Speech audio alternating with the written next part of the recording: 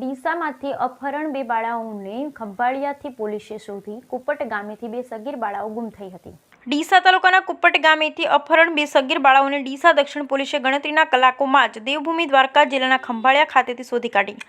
બાળાઓના અપહરણ થયા બાદ તે ગુમ થઈ હતી તે અંગે પોલીસે તપાસ ચલાવી। આ અંગેની વિગત એવી કે ડીસા તાલુકાના કુપટ ગામેથી બે સગીર બાઈની બાળાઓ તારીખ 18 સપ્ટેમ્બરના રોજ માંડી સાંજે ગુમ થઈ હોવાની પણ તેઓના પરિવારજનોએ થતાં તેઓ તાત્કાલિક ડીસા તાલુકા પોલીસ મથકે ફરિયાદ નોંધાવી, જેમાં ભાદરવી પૂનમ મહામેળામાં અંબાજી ખાતે મોટાભાગનો પોલીસ સ્ટાફ બંદોબસ્તમાં વ્યસ્ત હોય બંને બાળાઓને શોધવાની તપાસમાં ડીસા દક્ષિણ પીઆઈ કેબી દેસાઈને સોંપવામાં આવી, જેથી તેઓએ ઓછા પોલીસ સ્ટાફ વચ્ચે પણ હ્યુમન સોર્સ લગાવી તેમજ ટેકનિકલ સર્વે અને સીસીટીવી ફૂટેજની મદદથી તપાસ થતાં બંને બાળાઓ દેવભૂમિ દ્વારકા જિલ્લાના ખંભાળિયા ખાતેથી મળી આવી। અંગે ડીસા દક્ષિણ પીઆઈ કેબી દેસાઈએ જણાવ્યું, બંને બાળાઓનું અપહરણ થયું કે ઘરેથી કેમ નીકળી ગઈ તે અંગે તપાસ ચાલી રહી છે।